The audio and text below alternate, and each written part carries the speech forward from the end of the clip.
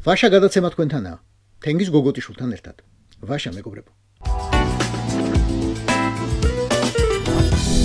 2025 წლის 30 ივნისსა და 1 ივლისს თბილისში ირანის ისლამური რესპუბლიკის საელჩოში გაიმართა ღონისძიება, რომელიც ეძღვნება ირანის ტერიტორიული მთლიანობის წინააღმდეგ ისრაელის რეჟიმის მიერ განხორციელებული შეიარაღებული თავდასხმის დროს დაღუპულ მოწამეთა ხსოვნას. ღონისძიებას ესწრებოდნენ საქართველოს საგარეო საქმეთა მინისტრის მოადგილე ალექსანდრე ღვთისიაშვილი და სხვები. მათ საელჩოში გახსნილ სამძიმრის წიგნში გააკეთეს ჩანაწერები, გამოთქვეს თავიანთი სამძიმარი და სოლიდარობა ირანის მიმართ.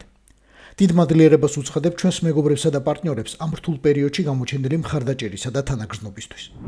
ახლა რას უყურებთ თქვენ Facebook-ის პოსტი გონიათ, ან სკრინი, ან უბრალოდ ირანის ისლამური რესპუბლიკის საელჩოს ინფორმაცია. არა, ეს სიკვდილისა და დედის წიოკის ცნობა, მოულოდნელი და სასტიკი. ვისთვის აწი თქვენი ფიქრით. თანაგრძნობა რა თქმა უნდა კარგია, მაგრამ ან ამ საწყალკაცს რას ესჭუეთ ვიღაც ღვთისიაშვილს, რომ გაუშვით და სამძივრის წიგნში რაღაცები აწერინეთ. დამთავრებული აწი მაგის საქმე, როგორც დიპლომატის ხომ იცით. აწი ან ირანში ელჩობა, ან პაკისტანში, სხვა.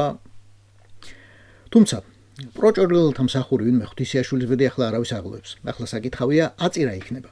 ამბავი ისეთია კომენტარსაც არ საჭიროებს. ან მე რა კომენტარი უნდა გავაკეთო? მე ვჩუმდები. ხო, ისრაელის ელჩომ კითხვა შეძრწუნებულები ვართო. ხო და აწი სანქციებს კი არ მოგიხსნიან, აწი ზეცას გაგიხსნიან. GBU-47 ანგრევს უმაღლესი ხარისხის ბეტონის 20 მეტრიან ფენას და შიგნით მეთქდება და თქვენ რამდენი მეტრი გაქვთ აბასთუმანში?